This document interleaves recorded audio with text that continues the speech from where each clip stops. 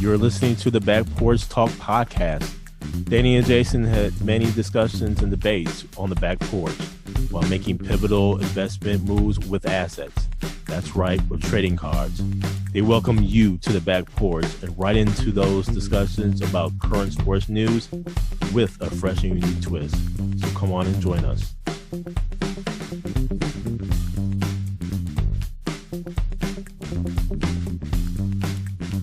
Welcome to the Back Porch Talk podcast. I'm your coach, Jason. Your coach, Danny. Fans, we got a full show for you today. NBA, a lot is happening. Free agency, summer league, you name it. A lot's happening in the NBA. And then we'll get into a little bit of Formula One, a little bit of MLB news. Fans, go ahead and like the show. Go ahead and subscribe to the channel. Let the algorithm. We need you to like. But Danny, on to the Bucks and where they go ahead and waive Dame Lillard.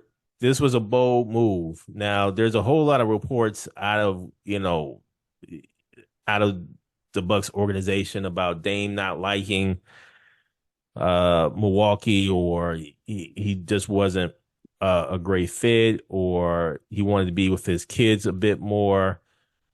Or even some reports indicating that the Bucks didn't allow Damian Lillard to go see his kids when he was injured, or he wanted to rehab, somewhere else, or Giannis approving the trade, the wave, you name it. It seemed like a whole lot of stuff is happening. Maybe it was Giannis playing the game in terms of, in the public eye, he wasn't approving of the wave, but behind the scenes he did approve. I mean, it's just so many speculations, so many rumors. I can't wait until the 30 for 30 comes out on what exactly happened here. But Danny, the fact remains, Damian Lillard is no longer a Milwaukee Bucks. He has been waived. They have stretched his contract out to like 5 years. He's still going to get his like $113+ million. And when this news happened here, man, I was just completely frustrated. You was on the text thread, Danny. I had to just keep apologizing because this was really analogous to me turning over tables, man. And I was doing so because it was the timing of it and the perception or the look that the organization may receive in terms of, here's an injured player, a star player, a top 75 player, and you're going to do this to him when he's down and out, to go ahead and waive him, to no longer, let him be a part of the team. And so it was that thought in mind. But it was also the thought of, man, he had a player option next year. He already didn't want to be in Milwaukee. The likelihood of him actually turning down that player option, yes, the Bucks can pay the $50 million or so now, but they wouldn't be on the hook for the next $50+ million. And so therefore we're up underneath the contract. We're done with the contract. Yep. Here we are now having to pay $113+ million over like 5 years. Now, I don't know. I believe if he signs on for the team, only a portion of that money we would have to pay, but it's still a nice chunk. But I also got frustrated, Danny. Not only did we waive Damian Lillard, but we signed Miles Turner. You kidding me? And so I further flipped over tables. In my opinion, Miles Turner underachieves. I watched him with the Indiana Pacers for several years, and there was always something where the fans were expecting him to turn the corner, be more forceful, whatever the case may be, on a consistent basis. Not only that, Danny, we got, Brook Lopez goes and signs with the Clippers on a 2-year deal, player option, second year, etc. And I enjoy Brook in that he was versatile enough to, consistently hit threes. Now, granted, he is slow footed. He plays the drop coverage defense, which the NBA is getting beyond right now. So it was time for Brook to go. Okay. Thank you, Brook, for the championship. But to sign Turner, and this is the same Miles Turner. Danny, I'm still looking for Miles Turner in the NBA Finals. Oh, wait, he didn't show up. And so we're going to give him what, 20-25 million a year on top of the money that we're already paying for Dame. Some say that Horst didn't have an option here. I beg to differ. I think I would have just went ahead and kept Dame, let him opt out of this deal next year, be off the hook for the other $50+ million, be free in the clear. I think I would have struggled a little bit this year. I think there's some advantage. I can't remember if the NBA, I think there's an injury exception or something to that degree. I just think that we can compete, but I don't see us necessarily. I think we're the play-in team. I think we're like a number 6 or 7 seed at best. So, Danny, what say you about the Milwaukee Bucks, especially this particular waiving of Damian Lillard? I'm not 100% sure he would have opted out. And the reason I say that is the only reason I say it is because that's a substantial amount of money, right? 50 million. And I don't see him getting that on the open market. So I could have seen him play through that to get that money if that's what his objective was. If it wasn't about the money, definitely he would have opted out because you can tell he wasn't happy here. It's just there was a lot of things going on in his personal life, and I'm not trying to be in his business, but body language kind of reared his ugly head with Dame Lillard since he's been here. There's just been things going on when he got here and with Giannis, and they didn't click, and it's just been a lot going on. But it's a blessing in disguise for him because he gets out of Milwaukee. He can rehab wherever he wants, be by his family because that's what's been reported on, that he wants to be with by his kids and family. And then he gets the opportunity to sign with any team in the league when he's ready. I think the Bucks, in a twisted kind of way, did good by him that way. But from the organization standpoint, now they're strapped. All eyes are on Giannis. Giannis has been really quiet over this past week, right? He hasn't really said much. I think he had like one or two tweets. These like subliminal tweets that you don't understand what they're about. You look at the other side, like the Miles Turner side of this. They needed a center. Who else were they? Because they weren't obviously they weren't interested in DeAndre Ayton because they could have got Ayton cheaper than that. Yeah. But I think they probably feared he doesn't like to drive in ice, so they didn't want to mess with him and the winters in Wisconsin with DeAndre Ayton. So you get Miles Turner, who's used to being in the Midwest, playing for a smaller market team. We talked about this in the past. He shows flashes like, man, he could be good. But then, like you said, where does he go? And with the team construct right now, what does that look like? Now, there's rumors about Bradley Beal being bought out and possibly Milwaukee being a destination, right? And if that's the case, this helps a little bit with the whole day situation.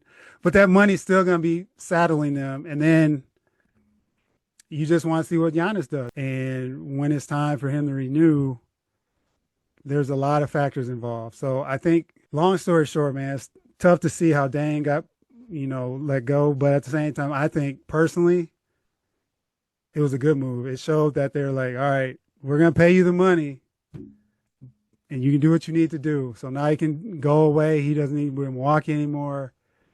and choose what he wants to do. But the Miles Turner thing, I think, was a little knee jerk. But I just don't know what other options they really truly had.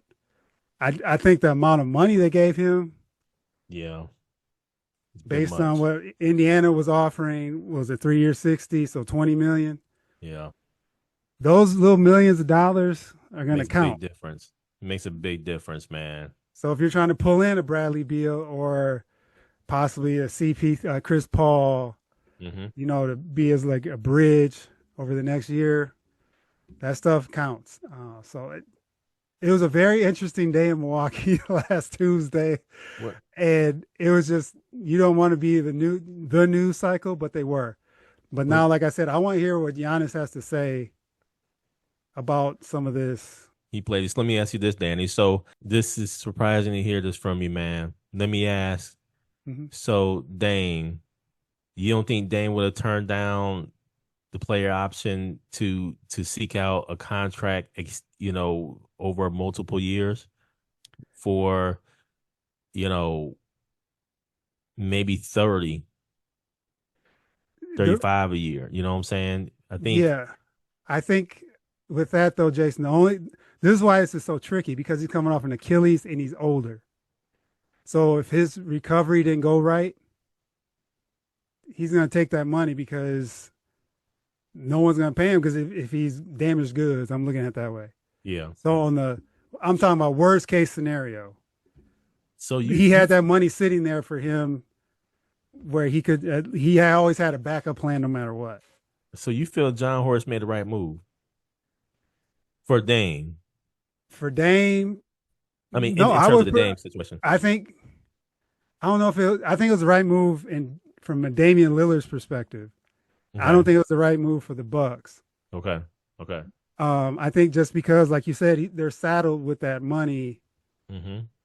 Even if he opted in, they would still have what is like 10 million, right? They Mm-hmm. possibly could have got back. Mm-hmm.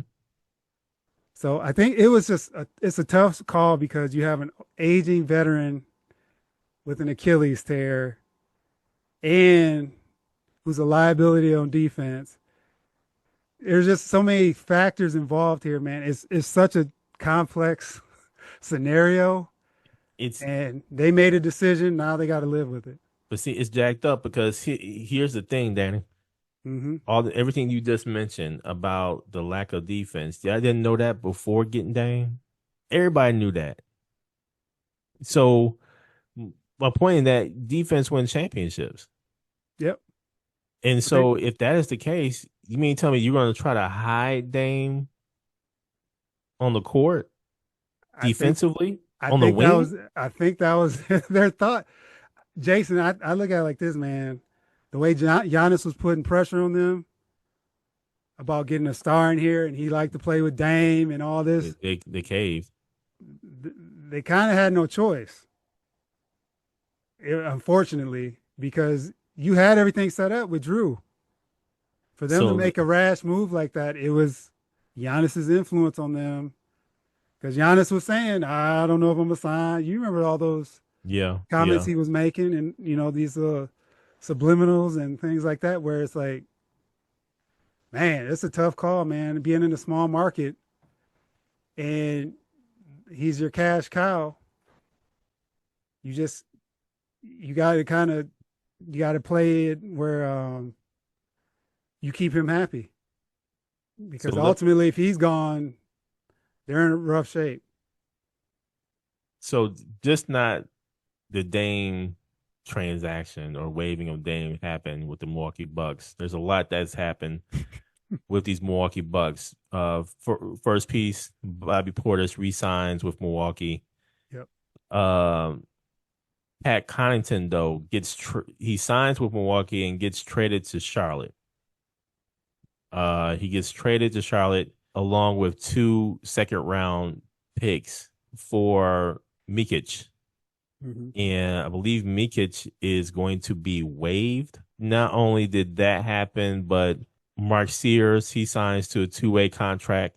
I don't know, Danny. I mean, Ryan Rollins, they signed Ryan Rollins to a 3-year deal, $12 million player option on the third year.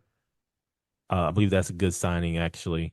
I'm Hmm. happy to see Ryan back on the Bucks. I think he started to trend in the right direction there towards the end of the season. Danny, is this Milwaukee Bucks team better than last year's Milwaukee's Bucks team? Not as currently constructed, no. Okay, so this call it out. So you have Cleveland Cavaliers. Yep. You I'm gonna put Orlando in there. The New York Knicks. And go Yep. with New York Knicks. You have the Orlando Magic, Hmm. Detroit Pistons. Hmm. The Atlanta Hawks did a fantastic job this offseason, in my opinion. So that's already five teams ahead of Milwaukee. Jason, one call out with Detroit. I think they actually got worse. They're still gonna be in the top 6, 7 in the Hmm. East Hmm. because they have a lot of talent. But that whole Malik Beasley Yeah. and giving that bad contract to Duncan Robinson, Hmm. 3 years for 48 million for Duncan Robinson, I think that was a downgrade. So that may hurt them. So just want to call that out. Okay. No, that's a good call out.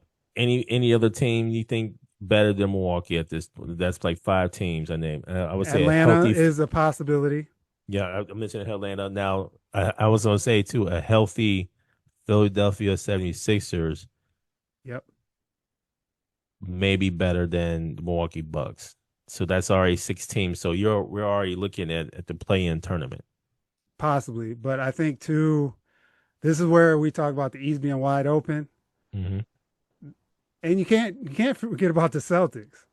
Even though they don't have Jason Tatum, Hmm. unless they make a move like something crazy where they trade Jalen Brown, they still have Jalen Brown and Derek White because Hmm. Porzingis really didn't play for him last year anyway, and Drew was hurt a lot of the year, so you can't lose sight of Boston. I'll just say it like that. Yeah, They're yeah. gonna be different without Tatum, but if they can make a change or make a move, that can help them too. So, and like the Hawks, they're still really young. Hmm. So that's where they could be up and down. Because unless Porzingis gets right, man, that move out, I don't know about. So they still may be a year away. They got a lot. They made a lot of Got some transactions, which talent. are good. They got Yeah, some talent. but they're young. Hmm. So that's the other thing to consider with them. I do like what Orlando has done, though, too. So Hmm. I think Orlando's going to be in the mix there. And I would say, too, the players are going to get better. Players Yep. are going to get better. So we'll see. We'll see, Danny. I just think for Bucks fans, we're holding on tight with the hope of Giannis staying. Hmm. But if he continues to quote unquote run the organization the way it's being ran right now, I don't know. I mean, we're going to be back this time next year thinking, okay, who else could we get?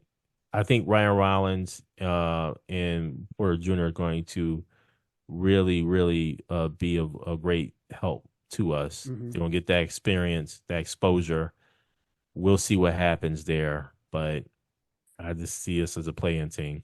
And Jason, one couple other teams to call out here: the Heat, who made a deal today for Norman Powell, Oh yeah, yep. which I thought was a steal. A huge steal. I was like, what is the Clippers? What are the Clippers doing, man? That was a huge pickup for the Heat. That helps their offense. Um, that gives them another scorer. And then the other team I'm watching is Toronto. They're making some moves too. Yeah, Yeah. And they haven't been healthy. So what does that look like? I know they have a lot of threes on their team. yeah. So that's another team. So like I said, man, it's injuries will be key, continuity will be key. Hmm. Uh, so it's going to be a tough road no matter what. But those Cleveland, New York, Orlando are the cream of the crop right now. Milwaukee Bucks are they a 500 team? If Giannis is healthy, yes.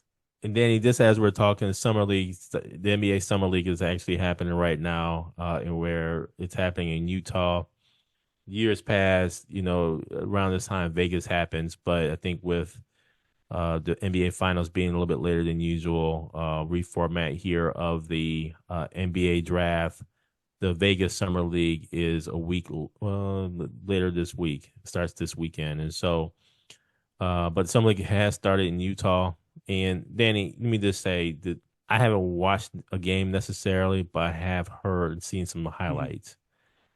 And yeah, Bronny did a dunk that I am impressed with. And I heard even on an interview with one of the former coaches of the NBA third pick here for the Philadelphia 76ers, and that being Hedgecomb, the third pick for the 76ers. And I heard some great things about him through some interviews and just his leadership style and his skills. And let me just say, he has a defensive mind. And like I said, man, if the Philadelphia 76ers are healthy, I think you got to watch out for them. They'll be in the mix. Mhm. Is Embiid going to come in shape? Is he going to remain healthy throughout the course of the season? I can see Embiid only playing 60 games. I think that's going to be his mantra the rest of his career. Yep. So Hescomb, though, man, he has impressed me. What say you about the NBA Summer League? Yeah, I actually watched that game Saturday night with Philadelphia play Utah. And yeah, Edgecombe, man, with Maxi, Mm-hmm. they could be something, man, Mm-hmm. because he gets after it. And Mm-hmm. it's one of those things with summer league, man. You just sometimes you got to take it with a grain of salt, right? Because there's a mixture of veterans, guys trying to make the team. The continuity isn't there because this is the first time playing with each other. Uh, so there's all that. But he looked good. And then on the Utah side, Ace Bailey made his debut, in which he had a rough shooting night. But if you look at him and watch him play, he could be tough, man. If he keeps his head in the game, I know the whole thing with him going to Utah uh, from draft night and how he may not have been excited about going there. But if you watch his game and how he gets up and down and his shooting style, if you watched him at Rutgers, he carried that through. They have something there. And then also with Clayton Jr., the kid from Florida, he had a good, starting debut. He had a lot. He got a lot of minutes. He's smaller, and on the defensive end, he's going to get picked on. I already can see it the way they're playing against Philadelphia, running him through screens and everything like that. But on the offensive side of the ball, he has some moxie. So I know they play again tonight. Philadelphia and Utah play again tonight. So if you're Mm-hmm. trying to catch the action, it'll be tonight. And then he on to a little Major League Baseball, where this weekend, or excuse me, this week the All-Star Game happens. And man, let me just say, Clayton Kershaw gets the Legends pick. He is in the mix here for the All-Star Game. I'm looking forward to just seeing the pomp and circumstance. I believe Mm-hmm. the All-Star Game is going to be in Atlanta, and it's going to be uh, interesting to see the makeup of the teams thoroughly after some other picks are made here, and the folks tend to get injured and try to swap out, whatever case may be. But we'll see what happens. What say you about the Major League Baseball All-Star Game? Jason, as always, looking forward to the home run contest and just to see kind of where things are settling at the All Star break from the Brewers' perspective. Freddie Peralta did make the All Star team, but that was it from the Brewers, and which is good in a way because the rest of the team gets some rest. You have Woodruff come back this weekend and throw a great game for being gone for as long as he has. So they're Mm-hmm. starting to get healthy on the pitching side, Mm-hmm. and very curious what they do. Like we've talked about in the past, will they make a trade to get a bat? You got to, man. We need another bat, man. Yeah. So if you look at this weekend, even against Miami, they didn't put up a lot of runs. It was the pitching that was great. Churio had hit a 3-run homer yesterday, and so he continues to impress. But I think it's one of those things now where they can get some rest after this week. They actually start with the Dodgers. They have to start a series tonight with the Dodgers. So that'll be a huge series, especially because the Dodgers just came off of a beat down from Houston this past weekend. So all in all, though, man, looking forward to the All-Star game. Check it out for a little bit and see who gets into it. I know there's some snubs and everything, so we'll see how this week progresses and who may scratch and who may get in. And the Brewers need to do something here, man. Brewers are 4 games behind the Cubs. I mean, we have, a chance here. I just think though that we, like you said, man, we just need another bat, man. Mm-hmm. We need another bat. I mean, right now, if we were looking at it from a wild card perspective, we're a game and a half up. So we're good right now, but you have the likes of the Padres behind you, the Giants, Cardinals, 1 game behind you. I mean, the Reds, 2.5 games behind the wild card spot. You kidding me? This is very competitive, man. And so we've been asking for another bat for the past 3 years, man. What we say always in the playoffs, need another bat. Yep. Need some offense. Need some offense. So we'll see what happens with that, Danny. And then last but not least, you have Formula One that happened yesterday in where it was in Britain. And let me just say, Lando Norris did win the Grand Prix over Oscar Piastri. There was a 10-second penalty that Piastri was assessed, basically braking fast or too abruptly behind a safety car. After the safety car went ahead and passed up, Oscar broke pretty abruptly there. Max was just about to overpass him with that. So, and I can see the reason why. I know I'm not the biggest Max fan, but I get it with this 10-second penalty on Piastri. Sir Lewis Hamilton comes in 4th. For the first time in like 239 races. You have Hulkenberg, who finally gets on the podium, and kudos to him, man. I know there was some things out there with regards to how the McLaren drivers were not dosing Hulkenberg with the champagne on the podium and everything. But listen, man, give me the podium, give me my own champagne. Yep. Give me my trophy. Let me throw some champagne on my teammates, on my squad. I would go that route. But congratulations to Nico Hulkenberg for getting that first win, 239 races, 15 years. Mm-hmm. The taste of victory. Now watch, he's going to end up really wanting to know how come my car isn't as fast as theirs, right? Yep. This race had a lot of stuff happen. I mean, you had rain. You're swapping out of tires, you name it, it had it. A lot of slide offs, a lot of retirements. I think 4 or 5 different retirements. So it was pretty involved. Lando gets the victory. What say you, Danny, about F1? Yeah, this race reminded me of the one earlier in the year, Jason, with all the weather. Dudes are all over the place on this track. At one point, they showed the view where. Because that storm, if you watch, there was that big dark cloud. All of a sudden, it just dumped. And these dudes are going, and there's zero visibility for a little bit because the rain was coming down so hard. And then all of a sudden, it turned out to be sunny, and the track was wet.